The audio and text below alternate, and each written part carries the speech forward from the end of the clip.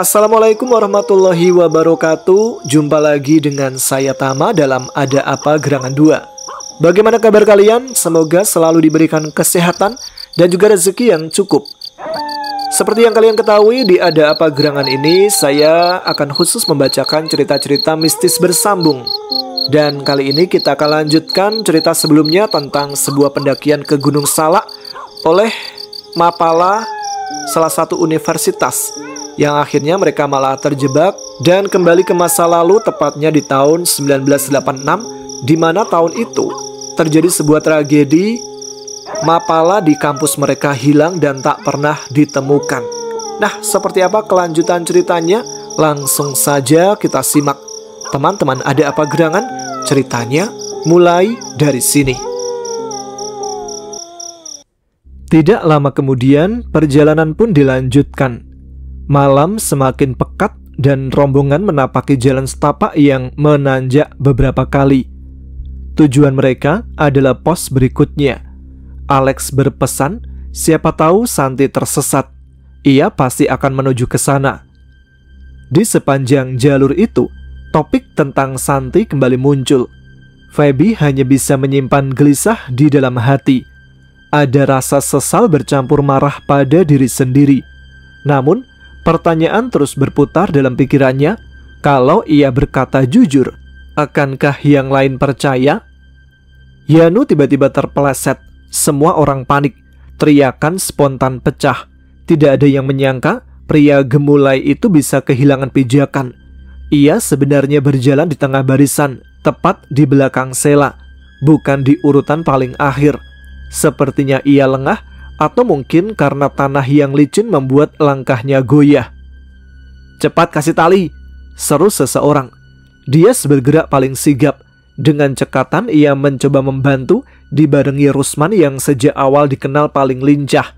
Posturnya kurus, tapi kalau urusan meloncat atau bergerak cepat, ia selalu bisa diandalkan. "Tolong aku takut. Kalau jatuh gimana ini? Aku belum mau mati," jerit Yanu histeris. Suaranya pecah, menambah suasana semakin kacau. "Diam sebentar, jangan banyak gerak. Kami sedang berusaha menarikmu," bentak Roy. Sementara itu, Feby bersama Wati dan Sela hanya bisa menepi, mengarahkan cahaya senter ke tempat Yanu bergelantungan. "Hitung! 1, 2, 3, tarik!" Tubuh Yanu terangkat perlahan, tapi karena pijakan tidak stabil, mereka harus mengulang lagi. 1, 2, 3, tarik lagi! Akhirnya Yanu pun berhasil dinaikkan ke tanah yang lebih rata. Rupanya, di bagian jalan setapak itu ada tanah menjorok ke bawah, sehingga permukaannya tidak rata dan cukup berbahaya. Yanu mungkin terlalu melamun, sehingga tidak sadar ada jebakan alami di sana. Namun setelah insiden itu, Feby baru sadar sesuatu. Pria tua tadi kemana? Bukankah ia ada di barisan depan? Saat mereka menghitung ulang anggota yang ada, ternyata jumlahnya ganjil. Tinggal kelompok Mapala 86 berserta para junior. Hilangnya sosok pria itu membuat suasana semakin aneh. Mereka jadi bertanya-tanya, apakah pendakian di tengah malam ini masih bisa dilanjutkan? Apalagi jalur semakin sulit dan ada pepohonan rimbun menghadang di depan. "Kalau begitu, bapak itu sebenarnya manusia atau bukan?" komentar Yanu. Matanya masih menatap gelisah ke arah gelap. "Iya juga ya, bagaimana mungkin bisa hilang secepat itu?" timpal Sela dengan nada bingung. "Kita jumlahnya bakal ganjil nih. Masih bisa lanjut mendaki nggak?" tanya Roy ikut menambahkan kegelisahan. Mereka saling melempar pertanyaan, seakan lega karena Yanu sudah selamat. Namun Alex, ketua Mapala, hanya terdiam. Wajahnya murung karena Sugeng belum juga ditemukan, sementara nafasnya terdengar berat menahan beban pikiran. "Kita teruskan pendakian," ucap Alex menatap tajam pada rombongan. "Kita semua sudah siap dengan resiko apapun." Malam memang remang, tapi Feby bisa melihat semangat Alex yang berusaha ia tularkan pada semua anggota. Dengan bantuan cahaya bulan yang menggantung di langit, aura tegasnya semakin terasa meski malam begitu pekat. "Tapi Kak, Gumam Feby tertahan. Tatapannya terhenti begitu melihat sorot mata Alex yang seolah memintanya untuk tidak membantah lagi. Ganjil atau genap hanya mitos. Yang terpenting keyakinan. Perbanyak doa pada Yang Kuasa. Jadi kita tetap lanjut, bukan berhenti di sini, tegas Alex. Yang lain pun mengangguk pelan. Kata-kata Alex masuk akal. Mereka hanya berhenti sejenak di jalur yang sempit dan curam, dengan jurang menganga di sisi bawah. Satu persatu para anggota mulai berdiri, bersiap melanjutkan langkah, dipimpin oleh Alex di barisan depan. "Maaf," ucap Feby sambil mempercepat langkahnya yang sempat melambat. Andi langsung menegur dari depan, suaranya tegas. "Jangan sampai pikiran kosong, tetap fokus." Ia tampaknya menyadari ada sesuatu yang janggal dengan langkah Feby yang tiba-tiba berhenti. "Iya kak, maaf semuanya," sahut Feby lagi sambil menoleh ke belakang. Namun saat langkahnya terhenti, Sheila tanpa sengaja menabraknya dari belakang. "Kenapa sih Feb? Jangan mendadak berhenti begitu. Bisa nggak sambil jalan kalau mau ngomong? Kita ini udah tertinggal dari rombongan Mapala senior," gerutu Sheila dengan wajah kesal. Feby hanya terdiam, tubuhnya kaku. Matanya terpaku pada sesuatu di belakang Andi. Yanu dan Sheila mengikuti arah pandang Feby. Seketika, wajah mereka berubah pucat. Tubuh mereka pun membeku. Disusul Dias dan Tony yang ikut menoleh. Hingga akhirnya, hanya Andi yang kebingungan melihat semua tatapan itu mengarah kepadanya. "Kalian kenapa sih? Ayo jalan!" seru Andi agak kesal. Baginya aneh sekali mengapa teman-temannya malah berhenti dan menatap ke arahnya dengan wajah tegang. Tony memberi isyarat halus pada Andi, menyuruhnya menoleh. Perlahan Andi pun berbalik. Di belakangnya berdiri seorang pria tak dikenal. Siapa orang itu? Bukankah dia mirip dengan lelaki yang pernah disebut-sebut hendak menjadi dukun sakti Mandraguna? Astagfirullah, teriak Andi kaget. Tangannya refleks mengusap dada sambil mundur selangkah. Pria itu hanya berdiri di sana, menyeringai sambil menuntun seekor kuda. "Kenapa nak? Apa aku tampak seperti hantu?" ujar Pak Tua itu dengan nada tenang, seolah tak merasa melakukan sesuatu yang aneh. Andi menatap heran ke arah pria tua itu. "Sejak kapan bapak di belakangku? Bukannya tadi sempat menghilang?" tanyanya curiga. Pria tua itu hanya tersenyum kikuk sambil menggaruk kepala. "Maaf, tadi saya ke atas sebentar, kebelet buang air kecil, jadi cari tempat aman dulu," jawabnya santai. Mendengar itu, beberapa orang langsung menghela nafas lega. Setidaknya penjelasan itu menandakan bahwa lelaki tua tersebut benar-benar manusia, bukan sosok gaib seperti yang sempat terlintas dalam benak mereka. Andi segera mengambil alih lagi. "Udahlah, ayo kita lanjutkan pendakian. Jangan sampai semakin tertinggal," ucapnya tegas. Mereka pun kembali melangkah, meski punggung Roy yang berjalan di depan masih terlihat samar. Untung saja jalur setapak itu lurus dan tidak berbelok-belok, sehingga arah tetap jelas. Feby yang berjalan bersama kelompoknya masih tersengal-sengal, berusaha menyusul ketertinggalan. Perlahan jarak dengan kelompok Roy pun mulai terkejar. Saat berada cukup dekat, Feby sempat berbisik agar Roy memberitahu teman-teman lain tentang kehadiran pria tua itu, supaya mereka tidak kaget nanti. "Kita berhenti dulu, istirahat sebentar," ucap salah satu dari mereka. Begitu menemukan tanah datar yang cukup lapang, rombongan itu berhenti. Mereka duduk sambil mengawasi sekeliling, memastikan tak ada bahaya yang mengintai. Lokasi itu memang cukup aman, jauh dari semak-semak yang mencurigakan. Rusman kemudian bersuara, nada bicaranya penuh protes. "Kita ini udah mendaki hampir 2 jam. Kalau benar pos berikutnya dekat, harusnya tadi udah sampai. Kenapa malah istirahat sekarang? Bukankah lebih baik kita jalan terus, supaya sampai dan tiba benar-benar di pos tersebut? Kalau ternyata jalannya masih lama, kenapa nggak kita istirahat sebentar dulu, seperti kata Alex tadi? Badan juga butuh peregangan, apalagi teman-teman yang perempuan bisa jadi sudah sangat kelelahan." "Bukan perempuan yang lelah, tapi kamu sendiri kan? Ngaku aja, makanya kurangi berat badanmu biar kuat mendaki. Kurang ajar kau ini. Ujang langsung bangkit, tersulut emosinya, hampir saja melabrak Rusman kalau saja Andi tak cepat menengahi. Cukup, jangan ribut di sini. Kalian lupa kita lagi ada di hutan, tengah malam pula, ujar Roy yang sejak tadi duduk tampak kesal dengan keributan kecil itu. Sementara teman-temannya masih ribut soal istirahat, Feby malah lebih banyak diam. Pandangannya tak lepas dari pria tua yang baru saja kembali bergabung. Ada sesuatu yang terasa janggal, seakan lelaki itu menyimpan sesuatu. Siapa sebenarnya dia? Pikir Feby dalam hati. Perasaan was-was tak juga hilang. Ketegangan itu sempat buyar ketika Andi menghampiri Feby. Ia mengulurkan botol minumnya. Minum biar segar lagi. Feby menggelengkan pelan sambil menunjukkan wadah minumnya sendiri. Andi sedikit tersenyum. Kupikir punyamu udah habis. Dari tadi kulihat kamu sering meneguknya waktu jalan menanjak. Pipi Feby bersemu. Baru sadar kalau Andi ternyata memperhatikannya sedari tadi. Tanpa diduga, Andi kembali bertanya pelan. Feb, sebenarnya kamu suka sama cowok yang kayak gimana sih? Pertanyaan Andi membuat Feby sempat kikuk.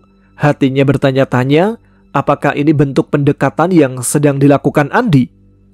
Kalau aku sih nggak punya kriteria khusus kak. Asal dia bisa menerima aku apa adanya dan punya hati yang baik, itu udah cukup, ucap Feby akhirnya dengan suara pelan. Andi tersenyum kecil, mengangguk-angguk seolah lega mendengarnya. Tangannya sempat mengusap tengkuk, terlihat sedikit canggung. Belum sempat suasana itu berlanjut, Tony tiba-tiba datang menghampiri. Dengan nada sedikit memaksa, ia berkata, Kak Andi, geser dulu, aku ada yang mau dibicarakan sama Feby. Feby terkejut dengan sikap Tony. Ia dan Andi yang sedang duduk berdampingan sontak menoleh ke arahnya. Entah apa maksud Tony mengusir Andi. Apa mungkin dia merasa cemburu? Andi memilih tidak memperpanjang masalah. Ya sudah, aku kesana dulu, katanya sambil bangkit dan pindah duduk di dekat Dias. Meski begitu, sesekali matanya masih sempat beradu pandang dengan Feby. Begitu Andi menjauh, Tony langsung berbisik dengan nada serius. Feb, jangan gampang percaya sama Andi. Jangan terkecoh sama wajah alimnya. Dia itu terkenal playboy kampus. Dulu Sela pernah deket sama dia. Katanya malah sempat pacaran. Belum lagi Risma, kakak kelas kita yang rambutnya coklat itu, juga jadi incarannya. Kamu mau jadi korban berikutnya? Feby mengernyit, merasa tidak nyaman dengan cara Tony menjelekkan Andi. Pandangannya tajam menatap Tony yang terus mengompori. Apa sih yang kamu bicarakan? Setauku Andi itu baik. Jangan asal nuduh, jawab Feby dengan nada menahan kesal. Lagi pula aku deket sama dia juga sebatas teman. Jangan asal menuduh sesuatu yang belum tentu benar. Udahlah, aku mau ke Sela. Tanpa menunggu tanggapan Tony, Feby berdiri dari duduknya. Hatinya bertanya-tanya sendiri, apakah benar Andi yang seperti Tony katakan? Atau justru Tony hanya terbawa rasa cemburu? Feby tak bisa berlama-lama duduk. Ada sesuatu yang berbeda dengan tempat itu. Tanah lapang yang mereka temukan di tengah belukar terlihat aneh. Seharusnya area seperti ini dipenuhi rumput liar atau semak kecil, tapi justru kosong dan mulus. Aura di sekitarnya begitu ganjil, membuat suasana semakin tidak nyaman. Setiap pijakan terasa licin tanpa sehelai pun rerumputan. Perasaan Feby semakin tak tenang, seolah ada yang disembunyikan tanah lapang tersebut. Ujang beberapa kali menoleh ke kanan dan ke kiri. Feby yang memperhatikan menyadari bahwa lelaki itu memang selalu peka terhadap keadaan sekitar. Seolah-olah ia mampu merasakan sesuatu yang tak terlihat oleh orang lain. Apakah ada hantu atau makhluk gaib? Konon katanya, jalur Gunung Salak ini memang dihuni oleh makhluk dari dunia lain. Jam di pergelangan tangan menunjukkan pukul 1 dini hari. Malam semakin larut, hawa dingin menusuk. Feby duduk diam sambil menunggu instruksi dari Alex. Sesekali ranting yang bergoyang membuat Feby menajamkan pandangan. Ia merasa seperti ada yang berdiri di balik pepohonan memperhatikan mereka. Pikiran Feby pun teringat pada kejadian beberapa hari lalu, di mana Santi yang ketahuan berduaan dengan Alex. Walau hanya sebentar, hal itu jelas melanggar aturan selama pendakian. "Shh, Feb," bisik Sheila pelan sambil menarik tangannya. Refleks membuat Feby menoleh. "Ada apa?" tanya Feby heran, berdiri tanpa tahu apa maksud Sheila.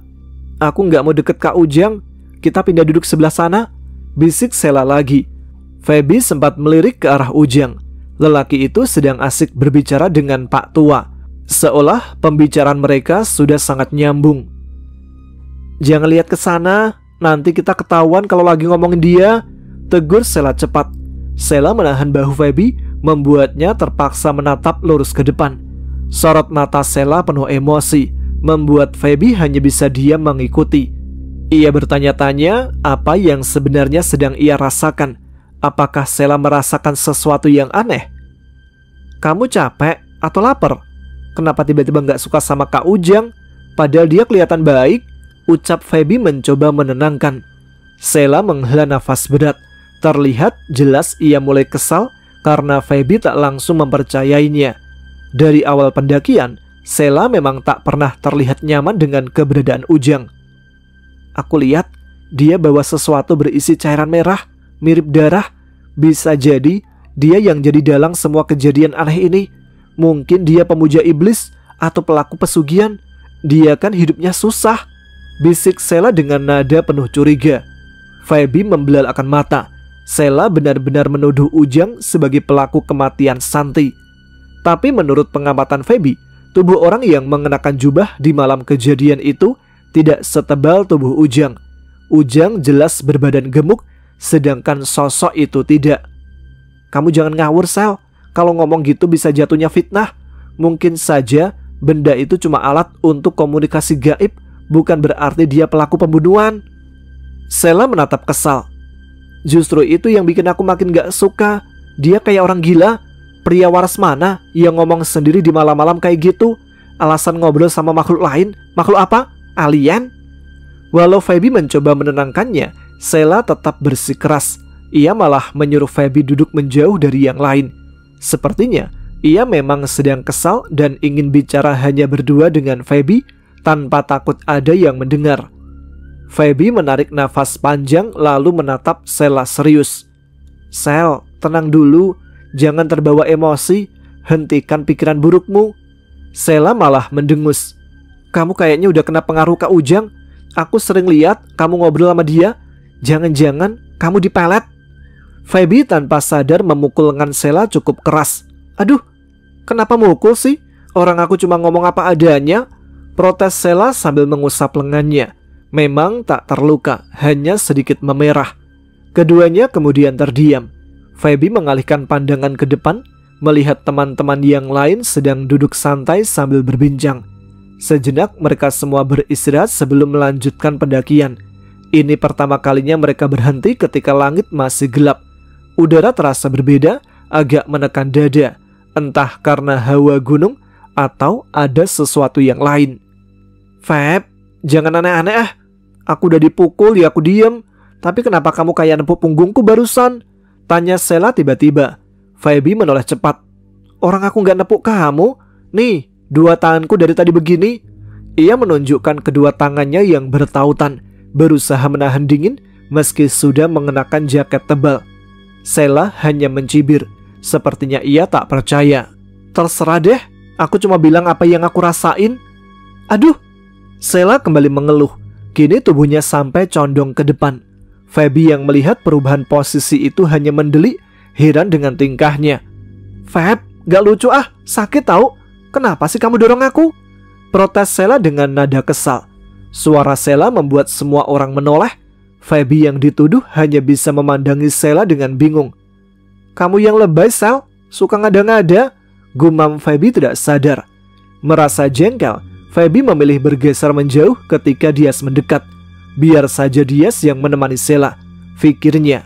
Meski begitu, perasaan Feby tidak sepenuhnya tenang. Bulu kuduknya berdiri. Ada rasa aneh, seolah memang ada sesuatu yang mengintai mereka dari kegelapan. Feby lalu duduk di dekat Andi. Tak lama, Tony ikut mendekat dan langsung duduk di samping Andi. seperti sengaja ingin berada di antara mereka. Tingkahnya mirip anak kecil yang cemburu dan tak bisa menyembunyikan wajah masamnya. Feby terpaksa menggeser diri memberi ruang untuk Tony. "Sheila marah-marah terus. Perlu aku nasihatin gak?" tanya Tony dengan nada sok peduli. "Jangan, lagi sebel malah kamu bercanda begitu," jawab Feby ketus. Ia benar-benar kesal melihat tingkah kekanak-kanakan Tony. Pandangannya lalu beralih ke depan, menatap Pak Tua yang kini jadi pusat perhatian semua orang. "Aku punya keris, dikasih sama teman yang tinggal di pesisir pantai selatan," ujar Pak Tua tenang, seolah tak terusik dengan suasana di sekitarnya. Ia kemudian melanjutkan ceritanya dengan penuh keyakinan. "Terus buat apa, Pak?" tanya Kak Rusman yang duduk tak jauh dari mereka. Sebagian anggota tampak ragu-ragu, tetapi kebanyakan malah mendengarkan dengan penuh perhatian cerita pria tua itu. "Ya, ini pusaka. Setiap malam satu suro harus dimandikan," jawab Pak Tua dengan tenang. Feby menghela nafas pelan. "Kenapa sih malah membahas hal mistis di tempat seperti ini? Gak takut diganggu makhluk halus?" pikirnya. Tiba-tiba terdengar jeritan. Sheila menjerit ketakutan, disusul Dias yang langsung berdiri dan berlari menghampirinya. Semua yang sedang duduk spontan ikut berdiri, menatap pasangan itu yang tampak panik tanpa alasan jelas. "Kita harus pergi dari sini sekarang," seru Dias. Ia meraih tasnya lalu menggendongnya ke belakang. Feby yang merasa ada sesuatu yang tidak beres segera ikut bergerak, mengemasi tasnya agar mudah dibawa jika harus melanjutkan perjalanan. "Ada apa? Kalian kenapa lari-lari seperti dikejar sesuatu?" tegur Alex dengan wajah kesal. Sejak tadi Alex terlihat murung, mungkin masih memikirkan soal Santi. Jadi ketika melihat tingkah panik Dias dan Sheila, wajar saja jika ia marah. "Baiklah, kita bagi kelompok saja," ujar Alex tegas. "Kalau kalian masih ingin dengar cerita dari Pak Tua, silahkan tinggal di sini. Mapala junior yang siap jalan, ikut aku sekarang. Yang senior tetap di sini." Feby yang sejak tadi tegang merasa dadanya semakin sesak. Ia sebenarnya keberatan dengan keputusan yang diambil begitu cepat, apalagi hanya karena emosi sesaat. "Dasar anak-anak," gumam Rusman sambil mencibir. "Kak, tadi waktu kita duduk di sana, rasanya ada yang dorong tubuh kita bareng-bareng. Itu sebabnya kita pengen cepat pindah. Tempat itu nggak beres," jelas Sheila dengan nada serius. Alex hanya tersenyum miring, jelas-jelas menahan kesal.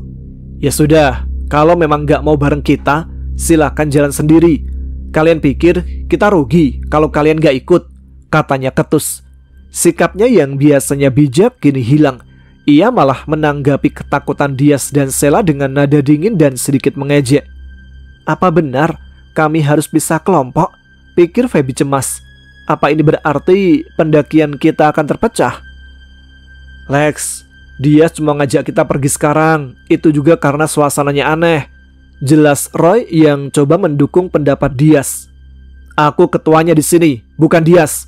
Dia seenaknya ngatur, bahkan kayak mau ngancam. Emangnya kita bakal takut kalau mendaki bareng dia?" balas Alex dengan wajah kesal. Memang sejak tadi Alex tampak mudah tersulut emosinya. Feby bisa memahami, mungkin karena hatinya sedang kacau memikirkan Santi yang tak lagi ada di sisinya. Andi cepat-cepat menarik Dias menjauh, seolah menenangkan. Feby yang masih berada di samping Sheila pun ikut bergeser mendekat, berharap keributan ini tak sampai membuat kelompok mereka benar-benar terpisah. Ia ingin mereka semua tetap mendaki bersama sampai perjalanan berakhir. Sesekali Feby melirik ke arah Alex yang kini tampak diberikan nasihat oleh beberapa anggota kelompoknya. Semoga saja ada jalan tengah yang bisa dipilih. Sayang rasanya kalau mereka harus berpisah di tengah gunung hanya karena emosi sesaat. "Kita harus tetap tenang," suara salah satu anggota terdengar menyejukkan. "Jangan ambil keputusan saat kepala masih panas. Aku juga bisa merasakan kalau suasana di sini emang ada yang gak beres. Tapi kita ini satu tim. Bisa saja ini ujian supaya kita melihat langsung bagaimana orang-orang meninggalkan dunia. Kalau bisa, tugas kita membantu, bukan kabur dari takdir." Dias hanya menghela nafas panjang. Nafasnya masih berat, namun perlahan ia terlihat mulai tenang. berusaha meredam amarahnya. Kelompok Mapala 86 itu akhirnya mulai berkemas lagi, masing-masing dengan pikirannya sendiri. Tapi Feby bisa merasakan bahwa ketegangan masih menggantung di udara. Kelompok Mapala 86 akhirnya selesai berkemas. Semua anggota mereka sudah mengenakan ransel masing-masing. Feby dan kawan-kawannya ikut menoleh, memperhatikan rombongan itu ketika sekelompok pemuda-pemudi berpenampilan jadul mendekat. "Maaf ya, tadi aku emosi, lagi kalut," ujar Alex, suaranya lebih tenang. Ia mengelurkan tangan ke Dias. Dias menerima uluran itu, lalu ditariknya ke dalam pelukan. Situasi mencair. Pertengkaran tadi malam pun berakhir damai di penghujung malam, hampir jam 2 pagi. Mereka pun sepakat melanjutkan pendakian bersama. Barisan bergerak mengikuti jalur setapak, rerumputan menjadi pagar alami di sisi kiri kanan jalan. Namun, setelah sekitar setengah jam berjalan, langkah rombongan tiba-tiba berhenti. Wati mendadak menoleh dengan wajah cemas, membuat semua orang ikut siaga. Ia mulai bersenandung lagi, seolah berduet dengan Ujang yang sebelumnya sudah diam. Ujang melirik sekilas, mungkin terkejut karena melihat kondisi Wati kembali seperti semalam. "Wati, sadar!" "Waduh, Wat!" seru Roy sambil menggenggam tangan Wati, mencoba menghentikan nyanyiannya. Namun Wati terus saja bernyanyi dengan nada yang pas, seakan-akan sedang menari mengikuti irama. Bulu kuduk Feby meremang. Ada yang aneh. Kenapa Wati kembali seperti ini? Rasanya seperti penyakitnya kambuh. Tiba-tiba Wati tersadar. "Loh, kok kalian berhenti? Mau istirahat lagi ya?" tanya Wati sambil tersenyum datar. Feby menatap yang lain bingung. Semua berusaha menutupi rasa panik masing-masing. "Enggak, Wat. Tadi Rusman minta berhenti sebentar. Dia kebelet pipis." "Iya kan, Man?" ujar Alex cepat-cepat sambil melirik Rusman. Rusman yang merasa dipaksa jadi alasan hanya bisa menggaruk kepala dan berkata ketus. "Iya, saking takutnya jadi pengen pipis." Jawabannya terdengar asal-asalan, tapi cukup untuk menenangkan suasana. Meski begitu, wajahnya terlihat kesal karena harus dijadikan tameng. "Takut? Takut apaan? Ada apa lagi?" tanya Wati sambil menoleh ke kanan kiri, jelas terlihat curiga. "Kak, kita jalan lagi aja yuk. Sebentar lagi kita sampai pos kok." Feby akhirnya bersuara, mencoba memecah ketegangan. Rombongan pun kembali bergerak perlahan. Feby merasa dadanya sesak, tidak sabar untuk segera sampai di pos agar semua ini bisa berakhir. "Ayo, kita lanjut jalan," seru Alex. Ia kembali memimpin rombongan menembus kegelapan malam yang pekat. Sementara itu, Ujang terlihat masih bersemangat mengobrol dengan pria tua yang sedari tadi berjalan bersama mereka. Keduanya seakan punya cara sendiri untuk mengusir takut. Bahkan dengan santainya membicarakan hal-hal sekitar yang sebenarnya membuat merinding. "Jangan menoleh ke belakang," bisik Andi tiba-tiba di telinga Feby. Feby sontak menenggang. Di sisi lain, Yanu terlihat menggenggam lengannya seakan mencari pegangan. Kenapa?" tanya Feby lirih. "Ada sosok perempuan pakai baju sinden. Dari tadi aku lihat dia ikut di belakang," jawab Andi pelan. Jantung Feby serasa melompat. Apakah ini ada hubungannya dengan Wati yang masih belum benar-benar pulih? Feby yang berjalan paling dekat dengan Wati hanya bisa menunduk, menahan rasa penasaran. Ia sama sekali tak berani menoleh ke belakang, meski hati kecilnya ingin memastikan. Rasa takut itu belum reda ketika tiba-tiba suara kepakan burung terdengar di atas kepala.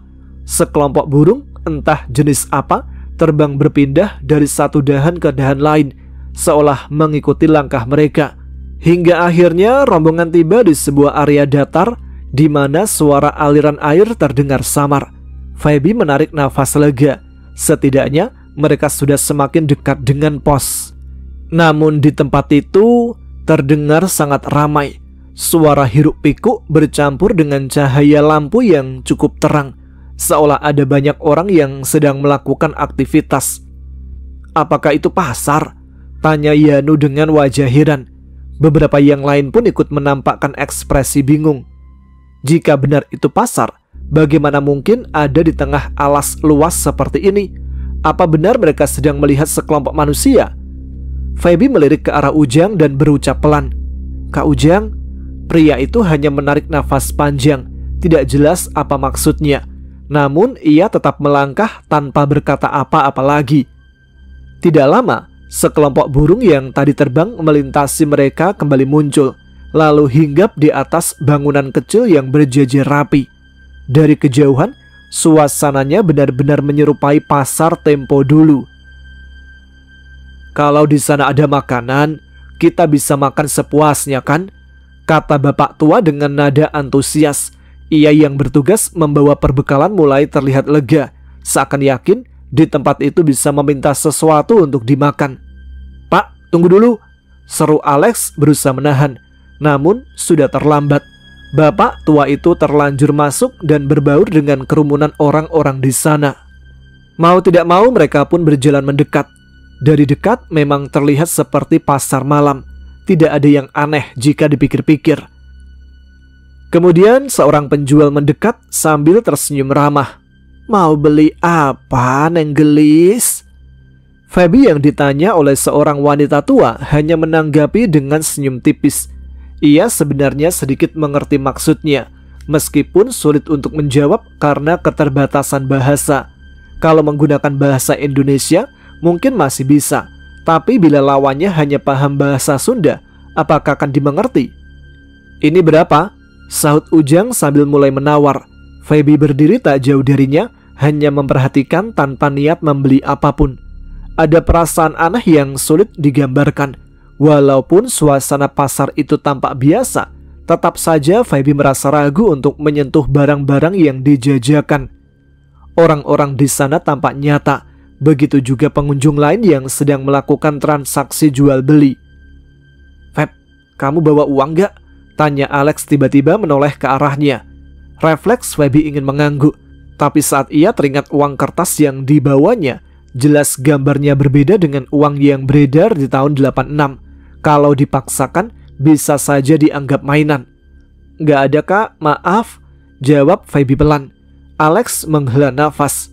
"Yaudah, aku coba beli setengah saja kalau begitu." Ia pun kembali ke penjual, tampak serius bernegosiasi. Untung saja uang yang ia pegang cocok dengan masa itu, sehingga bisa dipakai untuk bertransaksi. Sementara itu, Yanu terlihat terpaku menatap salah satu makanan di meja dagangan. Feby mendekatinya. "Yan, kamu mau beli?" Yanu menggeleng cepat, lalu berbisik dengan wajah tegang. "Aku gak mau, Feb.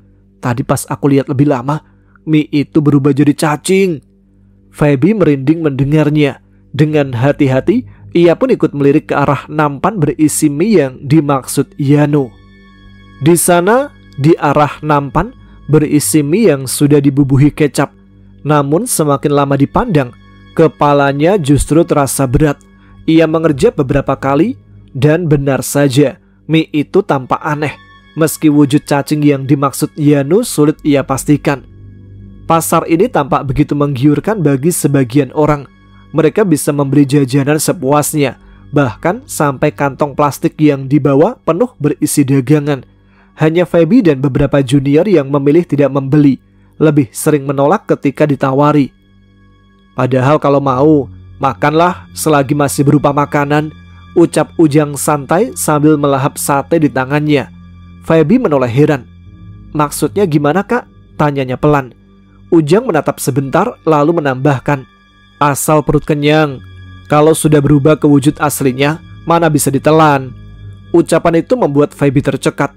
Artinya, Ujang pun paham bahwa pasar ini tidak sepenuhnya wajar. Dari kejauhan terdengar lagi suara penjual memanggil-manggil dengan ramah. "Ayo Neng, pilih dulu sebelum keburu tutup." Seorang perempuan setengah baya bahkan sempat melambai mengisyaratkan Feby untuk melihat dagangannya. Feby hanya tersenyum sopan sambil menolak dengan halus, berusaha tidak menyinggung perasaan si penjual.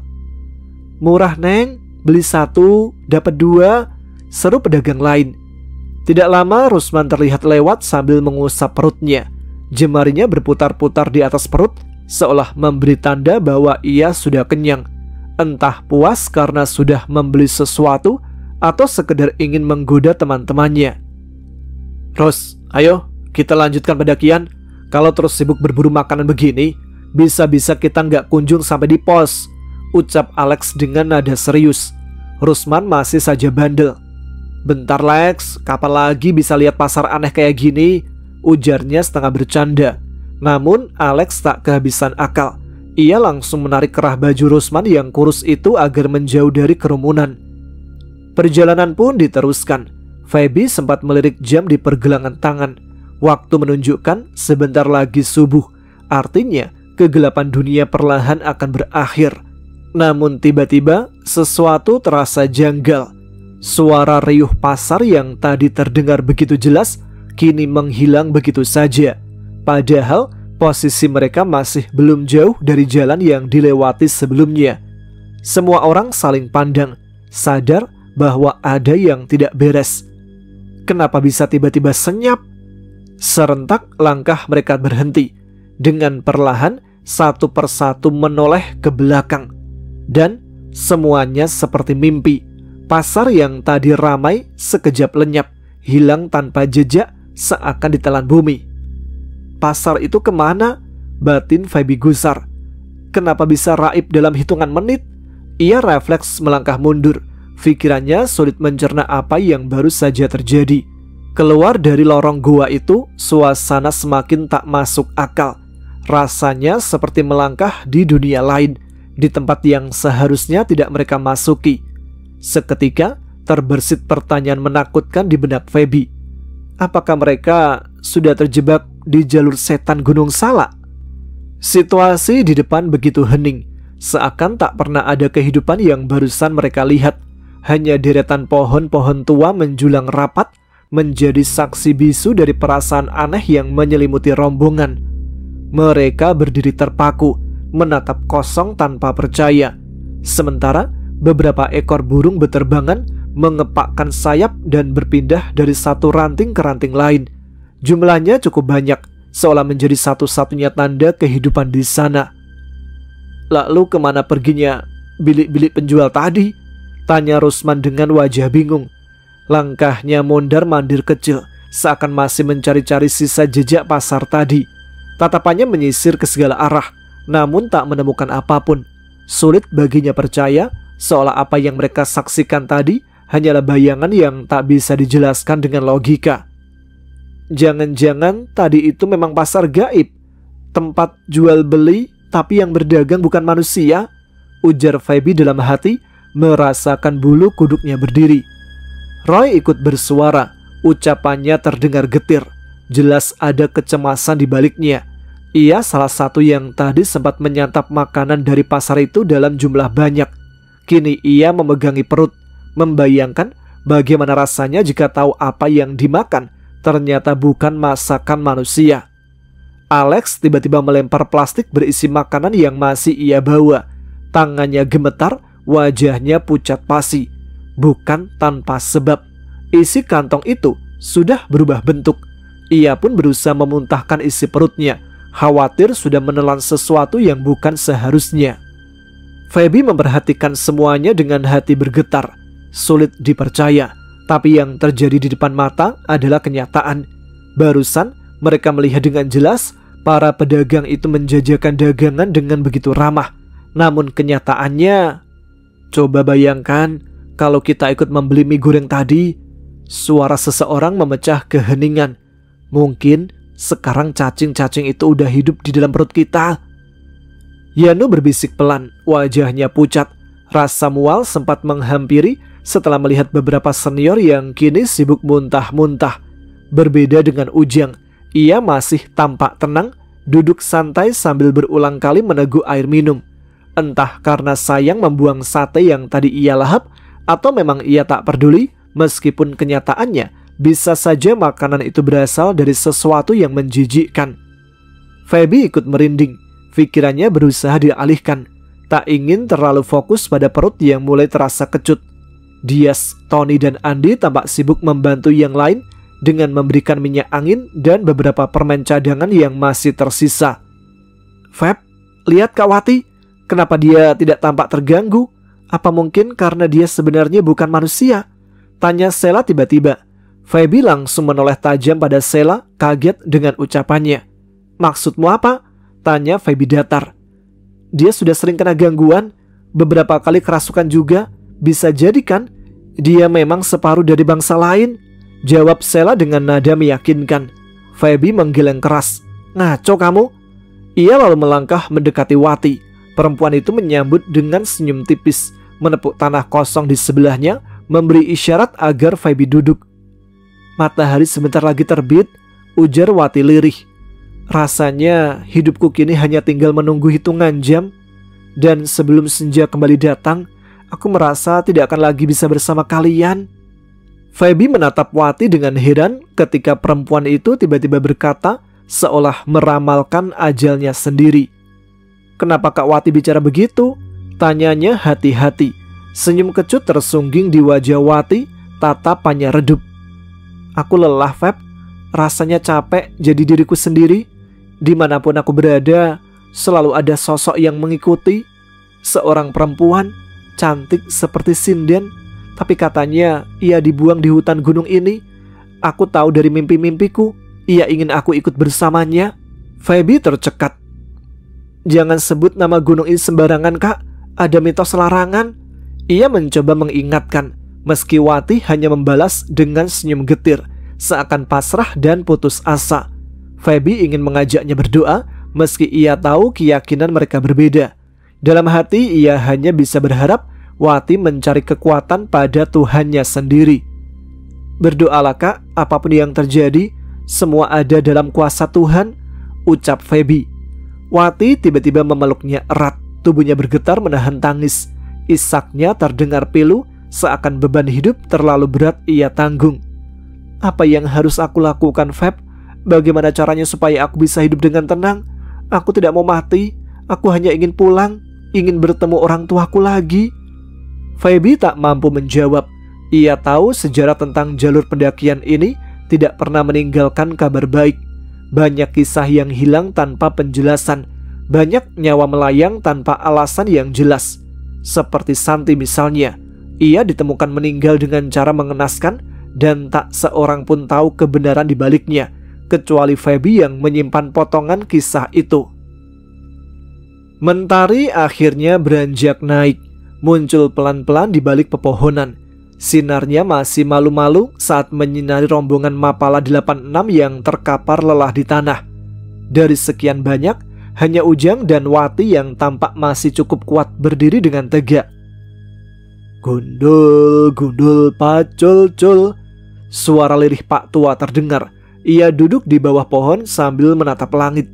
Lirik lagu itu ia nyanyikan pelan, seakan membawa arti lain yang sulit ditebak. Bagi Feby yang melihatnya dari kejauhan, ada kesan aneh sekaligus misterius pada sosok pria tua itu. Apakah benar ia memang sudah lama ada di jalur pendakian ini? Kabeh wong bakal mati, dipendem ning jero lemah, ditinggalno dhewean. Ora ana kanca apa keluarga sing iso nulungi mung Gusti Allah. Apa sing mbok wedeni? Mati iku mesti. Nyanyian bercampur petuah itu terasa ganjil, namun bagi Feby justru seakan menjadi jawaban yang sederhana. Hidup memang hanya bertumpu pada satu pengharapan, berserah pada Sang Pencipta. Kak, bagaimana kalau kita turun aja? Gak usah memaksakan diri melanjutkan pendakian. Kita bisa menunggu di titik awal gua tempat kita keluar pertama kali. Aku gak mau berakhir mati konyol bersama yang lain, ucap Yanu dengan penuh nada cemas. Tiba-tiba dia bereaksi histeris, barangkali karena kondisi mentalnya mulai runtuh. Semua yang ia lihat sudah melampaui batas logika. Setiap kemungkinan yang berakhir dengan hilangnya nyawa jelas membuat siapapun kalut. Yan, hentikan, seru Andi dengan nada cemas. Namun Yanu malah semakin tak terkendali. Kenapa harus berhenti? Kita ini hidup di tahun 2025. Di sejarah sudah jelas tertulis, rombongan Mapala 86 tidak ada yang selamat. Nama mereka memang tercatat, tapi jasadnya tak pernah ditemukan. Apa kalian tidak mengerti? Suaranya bergetar, tangisnya pecah sambil menunjuk para anggota Mapala 86 yang ada di hadapan mereka. Aku tidak mau diam saja. Lihat sendiri, gaya pakaian mereka berbeda dengan kita. Ini bukan drama, buktinya jelas. Kita berasal dari generasi lain. Tony saja punya ponsel yang mirip denganku.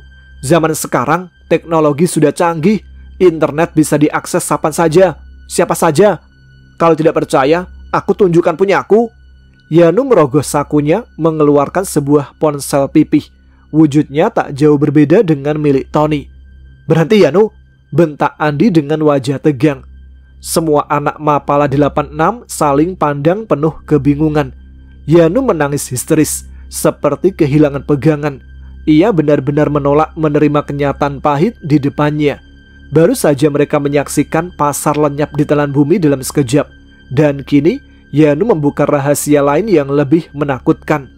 Alex maju menarik kerah baju Yanu dengan emosi yang bercampur takut. Katakan maksudmu. Jadi maksudmu, kami semua akan mati?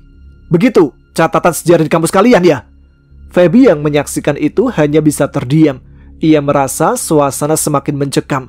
Tidak ada seorang pun yang sanggup berkata-kata.